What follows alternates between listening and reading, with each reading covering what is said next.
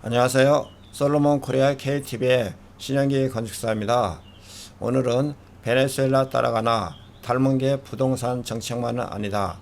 한국경제신문 백광현 논설위원이 말씀하신 내용을 같이 보도록 하겠습니다. 한국과 베네수엘라 정책 싱크로율은 10여 년 전 한국 좌파 진영에선 차베스에게 배우자 수년 만에 국가의 자살 조롱받으며 경제사회 파탄. 그래도 차베스 지지자들은 22년째 베네수엘라 주류 친노동 반시장 통해 권력을 독점하고 재생산 의구심을 갖고 있다고 하였습니다. 어이없게도 10여 년 전 국내에서는 베네수엘라 바람이 거셌습니다. 베네수엘라가 인류를 다른 세상으로 안내하고 있다는 좌파 진영의 찬사가 넘쳤으며 노무현 대통령 차베스에게 배워야 한다는 말과 조희연 서울교육감식의 직설이 잇따랐습니다. 언론도 공범이었으며 소위 진보 매체들은 한국에도 차베스 같은 지도자가 필요하다며 베네수엘라 모델로 신자유주의에 맞서자는 주장을 쏟아내었습니다. 공영방송 KBS까지 현지 취재로 차베스 칭송에 앞장섰으며 그로부터 불과 몇 년 뒤 베네수엘라는 초유의 경제 사회적 파국을 맞았습니다. 지도자 오판과 위선, 국민의 이기심과 천사가 빚어낸 국가가 자살이었습니다. 한때 차베스 놀이는 부끄럽고 민망한 기억으로 남고 말았습니다. 차베스 따라하나 커지는 우려가 있습니다. 그렇게 한국사의 담론의 장에서 퇴출된 베네수엘라가 최근 다시 소환되었습니다. 대혼란을 초래한 현 정부의 부동산 정책이 베네수엘라 싱크로율 90%라는 평가가 나오면서 관심이 커진 것입니다. 베네수엘라만 있다는 부동산 감독 기구까지 연내 출범시킨다니 어쩌자고 망한 차비즘 따라하느냐는 비판이 본물입니다. 베네수엘라는 꼴날 것이라는 오랜 우려에 콧방귀 끼던 이들도 이러다간 정말 라며 진지하게 정책 전반을 비교해보는 모습입니다. 물론 한국과 베네수엘라 경제정책 간에는 괴리가 상당합니다. 21세기 사회주의를 표방하는 나라와 세계 경제 방역 모범국이니 당연히 달라야 정상입니다. 하지만 집권 4년차를 맞은 정부가 부동산발 연성 차비즘 정책을 전반으로 확산시키고 있다는 우려가 만만치 않습니다. 차베스도 그랬습니다. 집권 초기에는 가능한 많은 시장, 필요한 만큼 충분한 국가라는 슬로건 아래 온건 노선을 펼쳤습니다. 그러나 권좌에 오른 지 10여 년이 지난 정권이 탄탄해진 2010년 무렵 전매 특허인 국유화 드라이브를 본격화하였습니다. 정교한 재정 대책 없는 퍼주기 복지가 문제입니다. 구체적인 정책에서 차이가 크지만 국정 철학과 운영 방식에선 닮은 점도 많이 있습니다. 방만한 재정 지출에 의존한 복지 확대가 대표적입니다. 1999년 14년간 통치한 차베스는 서민 생활 향상을 최우선 과제로 무상복지 확대에 올인을 하였습니다. 미션이라는 대대적인 서민복지 프로그램을 도입해 석유산업 국유화로 얻은 수입을 퍼부었습니다. 잠시 작동하는 듯하던 복지제도는 국제유가가 급락하자 일시에 멈춰버렸습니다. 국가 조세 재정 시스템이 붕괴되다시피 복지 재원은 금방 바닥났으며 국내 총생산 GDP 대비 재정수지 적자가 마이너스 3.8% 2017년 치솟았습니다. 차베스 집권 전 14년 1986년부터 1998년간 연평균 36%이던 예산 대비 사회지출 비중이 집권 후 14년 1999년부터 2011년 동안 평균 61%로 치솟았습니다.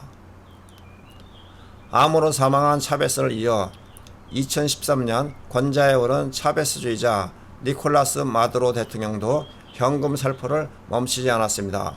저유가로 돈이 말랐지만 차베스에게 배운 대로 돈을 찍어내고 국채를 남발하다 예정된 초인플레이션을 맞고 말았습니다.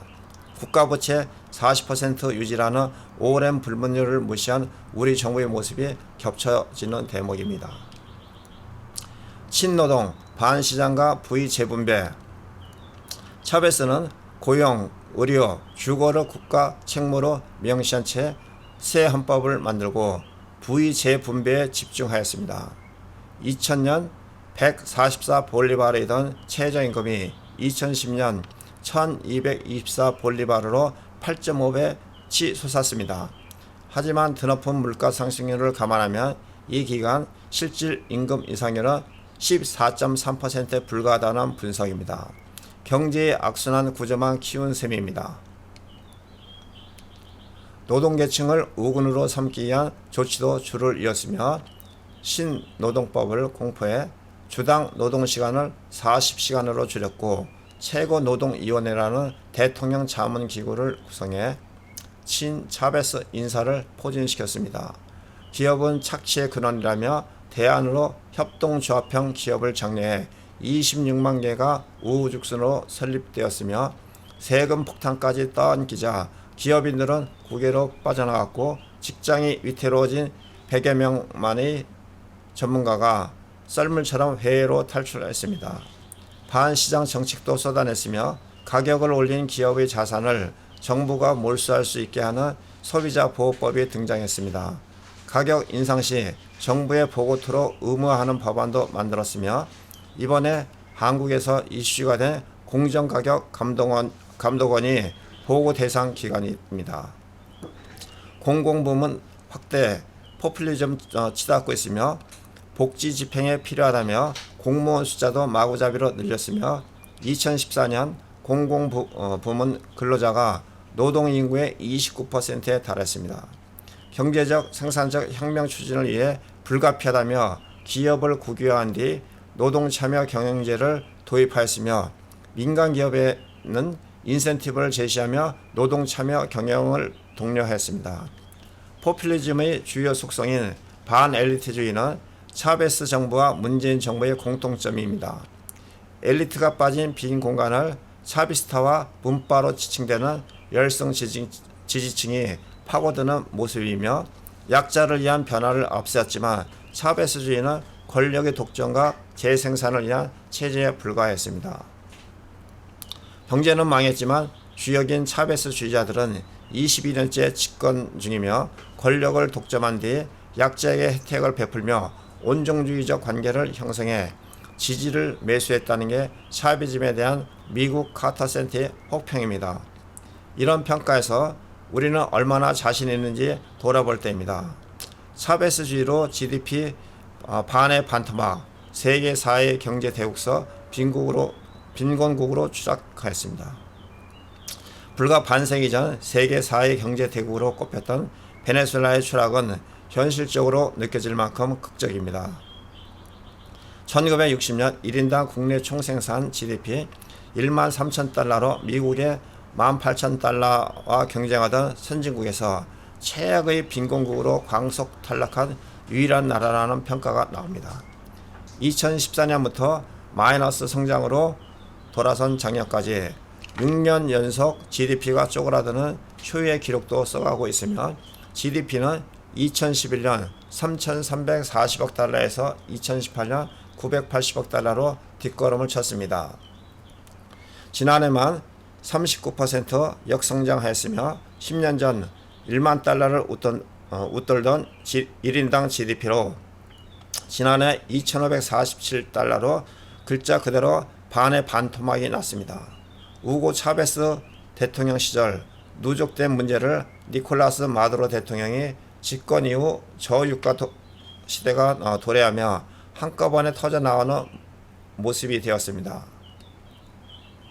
고장난 경제는 상상을 초월하는 하이퍼 인플레이션으로 이어졌으며 베네수엘라의 의회에 따르면 2018년 물가 상승률은 169만 8,488%에 달하고 있습니다. 지난해에는 좀 진정된 게 7,374%입니다. 빈곤층 비율도 2013년 48.4%에서 2017년 87%로 61.2%는 극빈층이며 껑충 뛰었습니다. 인구의 17%인 530만 명이 살 길을 찾아 국외로 탈출해 난민을 선택하였습니다. 정작 베네수엘라는 토지 공개념을 도입했지만 소득 안 쓰고 다 모아도 내 집 마련에 151년이 걸립니다. 베네수엘라는 21세기 사회주의를 표방한 나라답게 토지 소유권에 큰 제약을 두고 있습니다. 우고 차베스는 집권 3년째 2001년 TV쇼에 출연해 토지 소유자들에게 고한다며 토지는 개인 것이 아니라 국가가 자산이라고 선언하였습니다. 그해 11월 이른바 49개 개혁법안이 전격 통과될 때 토지 소유를 제한하는 토지개혁에 관한 법이 포함되었으며 이에 따라 5,000헥타르 넘는 개인 토지 소유가 금지되었습니다. 특정 조건을 충족하면 국가가 압류해 소유권을 재분배할 수 있는 길을 텄으며 사유재산 침해라는 지적이 거셌지만 이후 상당량의 토지가 압수돼 빈곤층에 재분배되었습니다. 땅이 없는 빈농이나 도시 빈민에게 토지를 나눠주는 조치는 볼리바리안 혁명이라 불리는 차베스 개혁의 상징이 되었으며 베네수엘라가 토지 공개념을 도입하고 서민에게 주택 2천만 가구를 무상으로 지어줬지만 부동산은 극도로 혼란스럽습니다. 국민이 한 해 연봉을 전부 저축해 집을 사는 데까지 소요되는 기간이 베네수엘라는 무려 151년이 걸립니다. 2019년 기준으로 압도적인 세계 1위입니다. 이 홍콩이 49.38년 3배나 길고 토지가 국가 소유인 중국이 30.29년으로 3위입니다. 반면 자유시장 체제인 미국은 3.54년, 호주는 7.69년, 독일은 9.42년, 일본 12.83년 등은 소요 기간이 훨씬 짧습니다. 토지 사유를 제한하는 사회주의 국가에서 부동산 시장이 안정되기는커녕 버블이 더 심하게 나타난 셈입니다. 한국의 부동산 정책은 설마하는 와중에 베네수엘라를 점점 닮아가고 있습니다. 여당은 토지 공개념을 밀어붙이고 있으며 8.29 전당대회에서는 토지 재산권 행사의 공공성을 강화하고 모든 국민의 안정적인 주거권을 보장하는 주거정책을 적극 추진한다는 조항을 당 강령에 명시하기로 하였습니다. 차기 대선 지지율 선두권이라는 이재명 경기지사는 토지거래 허가제 강행을 공언하고 있으며 힘으로 몰아붙여 통과시킨 임대차 3법, 전월세 상한제, 전월세 신고제, 계약갱신 청구권이나 시도지사가 임대료를 정하는 규제에서도 차베스의 향기가 물씬하고 있습니다. 베네수엘라는 2011년 임의적 퇴거 금지법을 제정해 임대시장 통제를 강화했으며 임차인이 새 주택을 얻을 때까지 퇴거를 요구하지 못하게 했지만 의도와 달리 임대주택 공급을 감소만 불러일으켰습니다. 30%에 달하던 임대주택 비율은 한 자릿수로 급감했고 피해는 고스란히 서민 계층에 돌아갔으며 또한 부동산 사기 방지법을 만들어 민간 건설 프로젝트에 개입한 정책도 공급 부족을 부채질하였습니다. 집값이 급등하고 자기 주택 소유가 더욱 어려졌으면 당연하며 문재인 대통령은 부동산만큼은 확실히 잡겠다며 모든 수단을 강구할 것이라고 했지만 실패의 실패를 거듭 중입니다.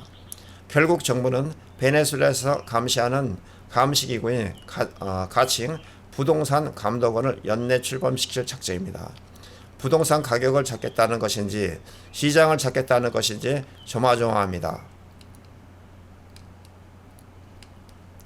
이상은 베네수엘라 따라가나 닮은 게 부동산 정책만은 아닙니다에 대해서 말씀드렸습니다. 아직 구독 신청하지 않은 분은 구독 신청해 주시고 본 내용이 좋다고 생각되시면 좋아요 눌러주시면 감사하겠습니다.